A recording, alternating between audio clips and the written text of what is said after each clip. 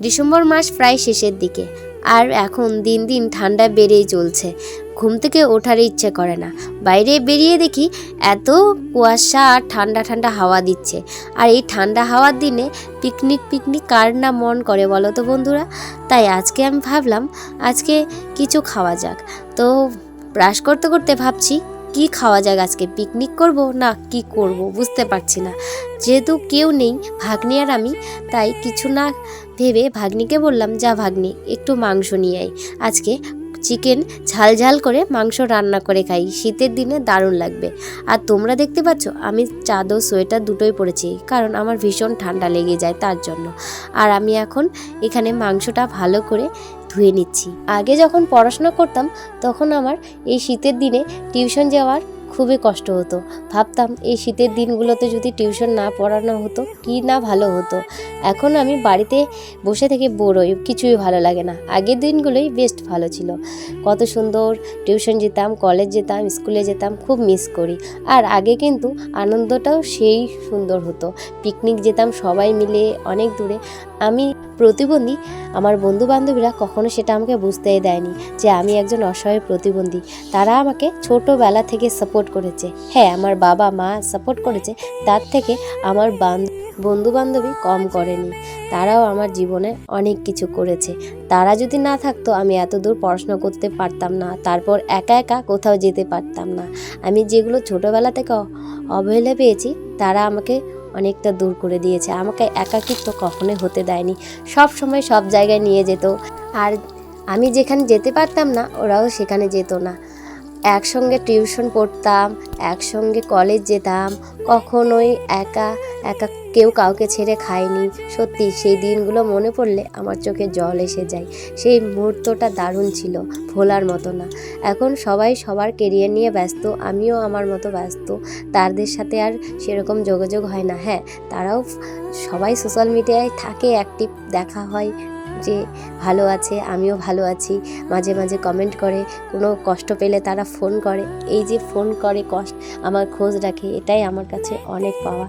আমি যে একটা প্রতিবন্ধী, যে আমি ছোটোবেলা থেকে একাকিত্বভাবে কাটিয়েছি তেমন কোনো না। আমি ছোটোবেলা থেকেই খেলাধুলা খেলে বড় হয়েছি আমার বান্ধবীদের মাধ্যমে। আমি যেটা খেলতে পারতাম না ওরা খেলতো না, আমি যেটা খেলতে পারতাম তারা আমার সাথে সেই সাঁতারটাই দিত। তারপর পুকুরেও সাঁতার কেটেছি, শিখেছি সাঁতার কাটা, সেটাও আমার বান্ধবীদের জন্য। সব জায়গায় ট্রেনে ওঠা, তারপর বাসে ওঠা, তারপর কলেজে গিয়ে সিঁড়ি দিয়ে ওঠা, সব কিছু আমার বান্ধবীদের সাহায্যে আমি এত দূর এগিয়ে গেছি। সত্যি আমার বান্ধবীরা পাশে না থাকলে কখনো এটা সম্ভব হতো না। তাদেরকে অনেক অনেক ভালোবাসা।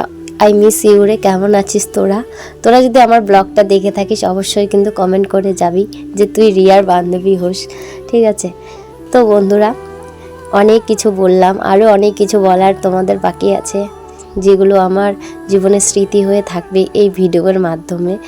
সত্যি সেই দিনগুলো মনে পড়লে খুব মিস করি। ছোটোবেলার দিনগুলো বেশ ভালো ছিল। যত বড় হচ্ছে টেনশন, দায়িত্ব, টেনশন সব কিছুই বেড়ে যাচ্ছে। ছোটোবেলায় বেশ ছিল না টেনশন, না দায়িত্ব, না কোনো কিছু, জাস্ট খাওয়া দাওয়া ঘুমানো, এটুকুই, আর কোনো কিছুই ছিল না। এখন শুধু মনে হয় ছোটোবেলার দিনগুলো যদি আবার ফিরিয়ে পেতাম তাহলে আরও ভালো করে দিনগুলো আর আমার পড়াশোনার পিছনে আমার টিউশন মাস্টাররাও অনেক হেল্প করেছে। যেমন উদাহরণ দিই তোমাদের, আমার এস যখন দিই তখন আমার অতুল মাস্টার আমার কাছে কোনোদিনও টাকা নেয়নি, টিউশনের বেতন নেয়নি। আর যখন আমি গ্র্যাজুয়েশন বিএ কমপ্লিট করি তখনও আমার ভবেশ স্যারের কাছে পড়েছিলাম, সেই স্যারও আমার কাছে কোনোদিনও টাকা নেয়নি। সত্যি এই দুটো স্যার যদি না থাকতো আমি যে কী করতাম। তারা আমাকে অনেক হেল্প করেছে সেই সময়গুলোতে। হ্যাঁ, আমার পড়াশোনার সেরকম ভালো নেই, কারণ আমার যতটুকু আমি পড়াশোনা করেছি এটাই আমার কাছে অনেক। কারণ পড়াশোনা করার সময় আমাকে কেউ সাপোর্ট করেনি, কেউ আমাকে হেল্প করেনি যে এটা করলে ভালো হবে, এটা করলে ভালো হবে। আমার বন্ধু বান্ধবীদের কাছে যতটুকু আমি পেরেছি হেল্প নিয়েছি। তো আমার কথা বলতে বলতে রান্নাও হয়ে গেছে। তো দেখো রান্নাটা কেমন হয়েছে। আর এই শীতকালে গরম গরম চিকেন কষা খেতে কার কার না ভালো লাগে। তো ভাগ্নি এসেছে, ভাগ্নিকে বলছি চল তুই আগে ট্রাই কর কেমন হয়েছে, খেয়ে বল। তো ও বলছে ওকে নাকি ভালো লাগছে, আর ওকে নাকি ঝাল লাগছিল। আর আমি আজকে ঝাল ঝালে খেতে চেয়েছিলাম, তাই রান্নাটা একটু ঝাল ঝালে করেছিলাম। তো বন্ধুরা, আজকে তোমাদের ব্লগটা কেমন লাগলো আশা করি ভালো লাগবে। যদি ভালো লেগে থাকে অবশ্যই আমার পেজটা ফলো করো, লাইক কমেন্ট শেয়ার করো, আর ইউটিউব থেকে দেখলে সাবস্ক্রাইব করে দিও চ্যানেলটা। টাটা।